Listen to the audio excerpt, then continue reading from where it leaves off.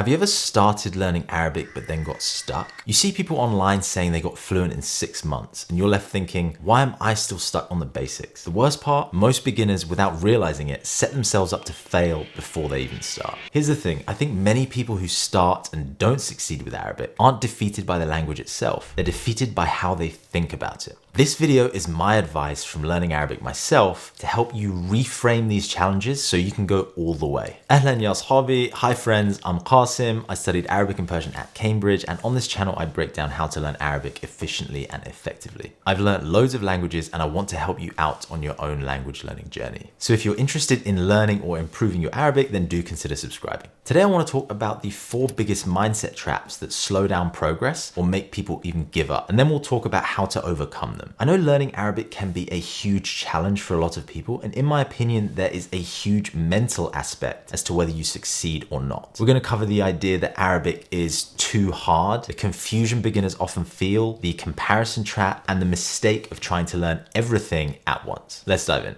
Let's start with one of the most common mental traps. This idea that Arabic is just too hard. You've probably heard it everywhere. Friends, family, maybe even the internet telling you Arabic's one of the hardest languages in the world. And it's so easy to let that belief sink in and kill your motivation before you've even started. Or worse, it plants a subconscious idea that no matter how hard you try, you'll never really get good. The thing is, if you go in believing something's really hard or even impossible, you set up a barrier between you and your goal, whether you realize it or not, right? Every hurdle you hit, which you inevitably will at some point on your Arabic journey, you'll be questioning yourself. Oh yeah, maybe this is just too hard for me. And that's basically a guaranteed formula for giving up. You've already set yourself up for failure. I mean, just think about it. How many people do you know that have said they're gonna learn Arabic but haven't really gotten anywhere with it? And people are like, yeah, well, it's super hard, so no surprise there. Like, I feel like it's a lot. Even for me, when I was growing up, I heard over and over again from people, like family, friends, etc., that Arabic was super tough. And honestly, I think it got to me a bit for sure. I obviously had the luxury though, when I actually came around to studying it seriously, that I was doing the full degree and I'd already learned multiple languages by that time too, and I knew this kind of mindset wouldn't really do many favors. And if you want to learn Arabic, then it won't for you either. The best way I've found to get past this idea that Arabic is too hard is to use a strategy I came across in a book by Tim Ferriss. And it's honestly been a game changer for me. All you do is reframe it into a simple question.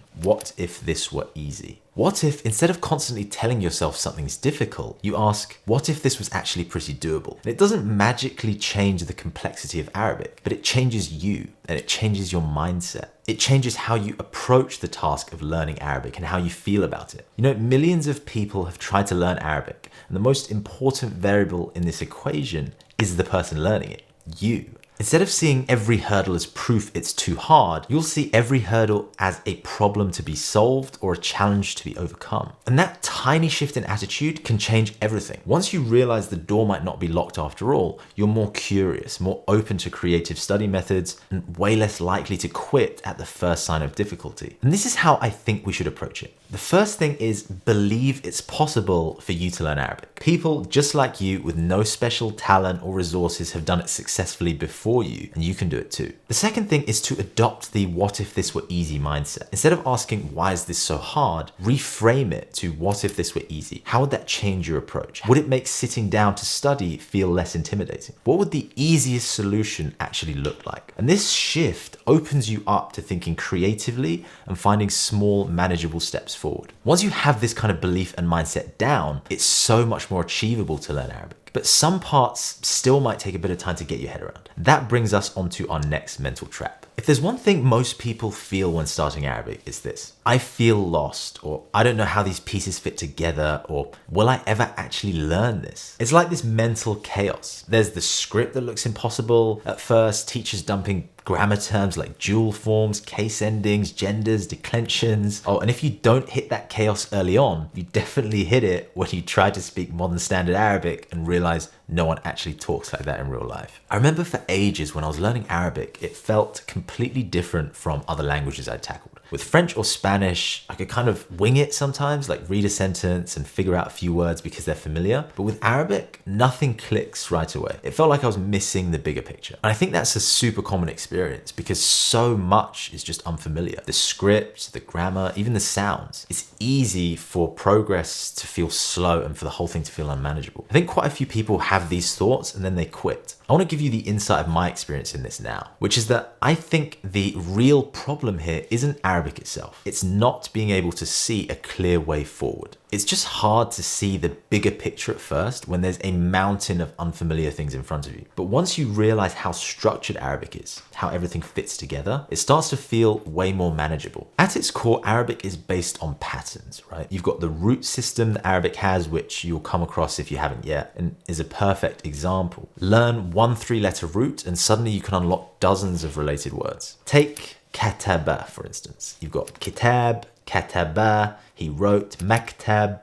It's like discovering a master key. You don't have to memorize every single word from scratch. Instead, you start seeing connections everywhere, and what once felt random becomes logical. And the same goes for Arabic grammar. Yes, it's strict, but that's actually a massive advantage. The rules don't change all the time. Like once you learn a conjugation or a sentence structure, you can apply it over and over again. Arabic builds on itself like these Lego blocks. Like you learn one small piece, stack it on top of what you already know, and suddenly you're building entire sentences or understanding more complex texts. The advantage here is that once these foundations are in place, Arabic starts to click much faster. Okay, so what's the solution? Well, the first thing is to, I think, realize the chaos is temporary. Feeling lost at the start is normal, but it's not forever. Arabic has a structure, and once you start to see the patterns, the pieces will click into place. So if you ever feel overwhelmed at the start, I'd say don't worry, it gets better. The second thing is focus on learning the foundations well. The Arabic script, basic grammar rules, and the root system are all super important building blocks that everything else builds on. If you master these early, they'll make the rest of the language feel way more manageable. And the third thing is to trust the process. Arabic might feel tougher to get into than some other languages, but that's just the price of entry. I think the best advice is focus on one step at a time. Have faith in the process and the progress will start to compound. Once you're through that initial stage though and past a certain threshold, it genuinely does become so much smoother. Okay, the third trap that stops people from making progress is this: trying to do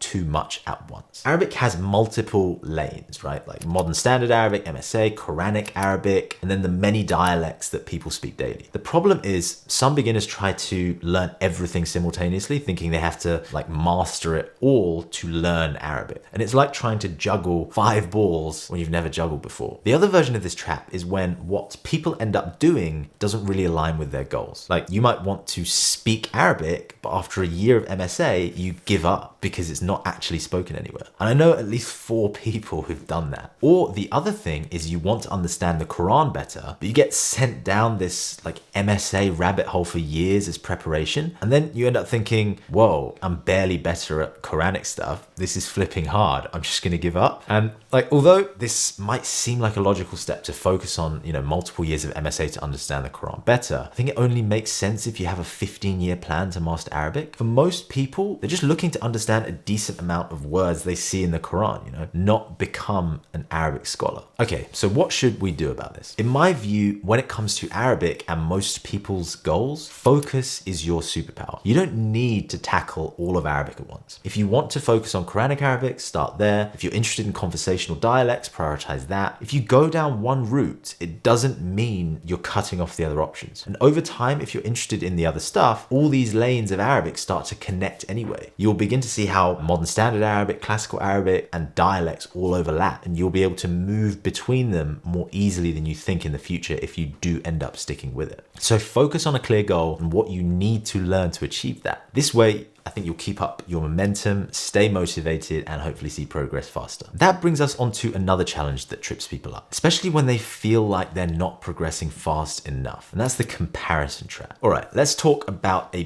big word: Fluency, probably the single most overused word in language learning. You see people online saying stuff like, I got fluent in Arabic in 6 months, and it's easy to think, why am I still wrestling with the basics? Why am I not there yet? It's so easy to look at these people and think, wow, they know everything, they've done it all of Arabic mastered, and feel like you're way behind. I think way too many people think fluency is this like magical finish line where you suddenly can speak Arabic perfectly, read classical texts or the Quran effortlessly, and chat with locals about deep philosophical topics. But the real truth is when someone says to you they're fluent in Arabic or any other language, you really have absolutely no idea what that means or what level that is. What counts as fluent for one person is basic for another. And I don't mean that in a bad way. I'm just trying to demonstrate that maybe for some it's just being able to order coffee or make small talk. For others, it's being at a level where they can debate or discuss advanced topics. And guess what?